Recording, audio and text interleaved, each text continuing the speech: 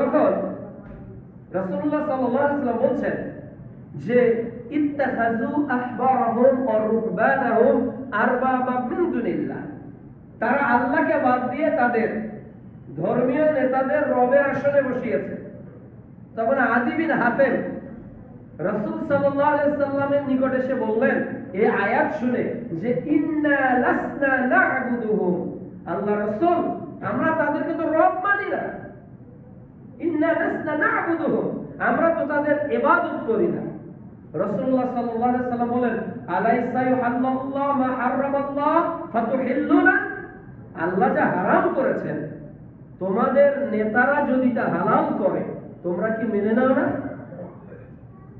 অতঃপর আল্লাহ যা হালাল করেছেন তোমাদের ধর্মীয় নেতারা যদি তা হারাম করে তাহলে কি তোমরা মেনে নাও না? তখন ওই ব্যক্তি বলল বালা, হ্যাঁ আমরা তা তো করি। রাসূলুল্লাহ সাল্লাল্লাহু আলাইহি ওয়াসাল্লাম বললেন ফাতিলকা ইবাদাতুহুম, এটাই হলো ওদেরকে ইবাদত করা, এটাই হলো ওদেরকে রব মানা। তাহলে মক্কার মুশরিকরা আল্লাহ রাব্বুল আলামিনকে খালেক হিসেবে, রাজ্জাক হিসেবে বিশ্বাস করত, কিন্তু এই খালেকের ইবাদত করতে গিয়ে তারা মনে করত সরাসরি খালেককে ইবাদত না করে বরং কোনো মাধ্যম তৈরি করে যদি ইবাদত করি তাহলে খালেক বেশি পছন্দ করবে। দুনিয়াতে ডাক্তারের সাথে সরাসরি যোগাযোগ করা যায় না, একজন কম্পাউন্ডারের মাধ্যমে যোগাযোগ করতে হয়। কোন ব্যক্তি কোন নেতার কাছে সরাসরি যাওয়া যায় না, মিডিয়া লাগে। তো তারা ভেবে নিয়েছে আল্লাহ তাআলা তো মহান, এই সৃষ্টিকর্তার রবকে আমি কিভাবে সরাসরি ডাকবো, তার কাছে কিভাবে সরাসরি মাপ চাইবো, এই জন্য আমি এমন কিছু মাধ্যমকে বেছে নেই যেটা আমাকে আমার রব পর্যন্ত নিয়ে যাবে। একই কথা আল্লাহ রাব্বুল আলামিন বলছেন সূরা আনাম অধ্যায় 6 আয়াত 19, তারা মনে করত এগুলো বিচারের মাঠে আমাদের জন্য সুপারিশ করবে।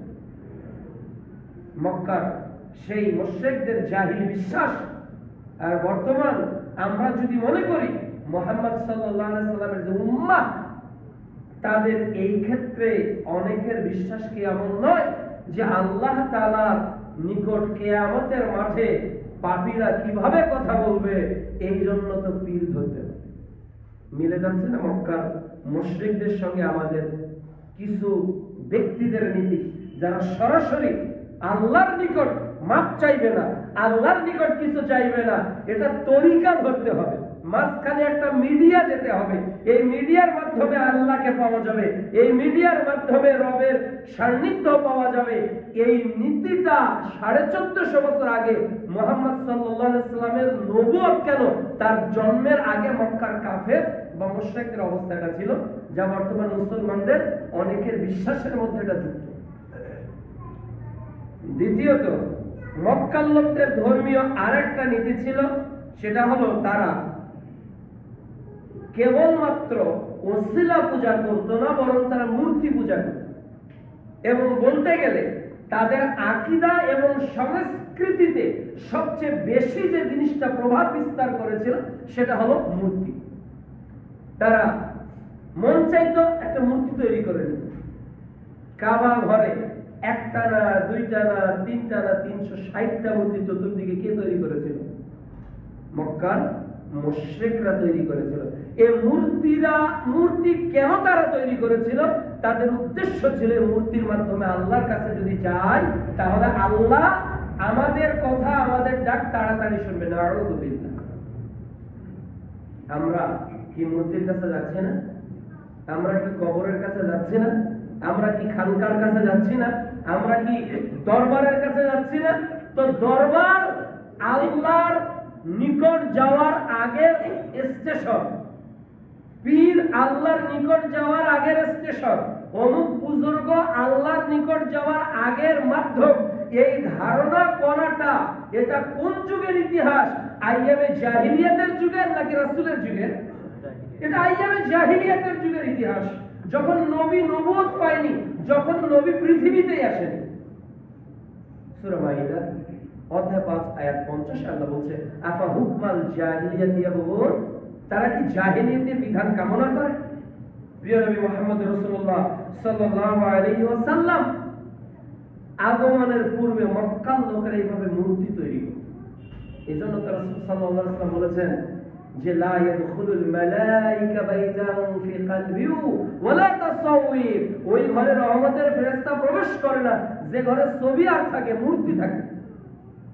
আলী রাদিয়াল্লাহু তাআলা আনুকে রাসূলুল্লাহ সাল্লাল্লাহু আলাইহি ওয়াসাল্লাম নির্দেশ দিয়েছেন লা তাদুত ইনসানান ইল্লা তামাসতাহু ওয়ালা কবরান মুসরিফান ইল্লা সাআতাহু। আলী যখন কোন উঁচু কবর দেখবে এটাকে ভেঙে সমান করবে, আর যখন মূর্তি দেখবে এটাকে ভেঙে চুরমার করবে। সহিহ মুসলিম প্রথম খণ্ডে 669 নম্বর হাদিস। তাহলে মুহাম্মদ সাল্লাল্লাহু আলাইহি ওয়াসাল্লাম নির্দেশ দিয়েছেন মূর্তি ভাঙা। মুহাম্মদ সাল্লাল্লাহু আলাইহি ওয়াসাল্লাম বিজয়ের প্রথম কার্যক্রম করেছিলেন মূর্তি ভাঙা, অথচ মক্কার মুশরিকরা রাসূলের আগমনের পূর্বে মূর্তির ইবাদত করত, কোন একটা ভাস্কর্যের ইবাদত করত। আজকের বাংলাদেশ সহ গোটা পৃথিবীতে কেন জানি মূর্তির সংখ্যা দিন দিন বেড়ে যাচ্ছে। এই আকীদাটা মূলত মুশরিকদের আকীদা। এই সংস্কৃতিটাই মুশরিকদের সংস্কৃতি, যারা কোনো কিছু স্মৃতির সাথে মূর্তির সম্পর্ককে যুক্ত করতে চায়, যারা কোনো কিছু স্মৃতির সঙ্গে স্মৃতিসৌধকে যুক্ত করতে চায়, যারা কোনো কিছু স্মরণ করার জন্য কোনো একটা ফটক তৈরি করতে চায়, এর সঙ্গে ইসলামের ন্যূনতম কোনো সম্পর্ক নাই, কোনো সম্পর্কই নেই। এটা হলো মুশরিকদের সম্পর্ক। যখন নবী নবুয়ত প্রাপ্ত হয়।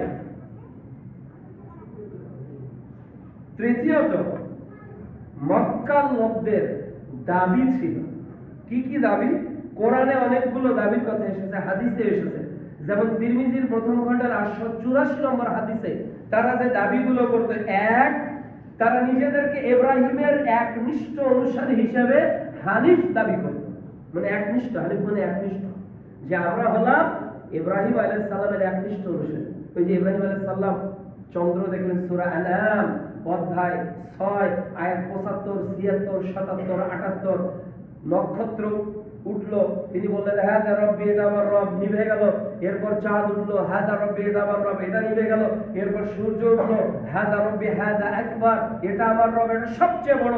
যখন সূর্য অস্তমিত হয়ে গেল তখন ইব্রাহিম আলাইহিস সালাম বলেছিলেন ইন্নী ওয়াজ্জাহতু ওয়াজহিয়া লিল্লাযী ফাতারাস সামাওয়াতি ওয়াল আরদ হানিফা, হানিফা ওয়া মা আনা মিনাল মুশরিকিন, আমি একনিষ্ঠ আল্লাহর দিকে মুখ ফেরালাম, আর ওয়া মা আনা মিনাল মুশরিকিন, আর আমি মুশরিকদের অন্তর্ভুক্ত নই।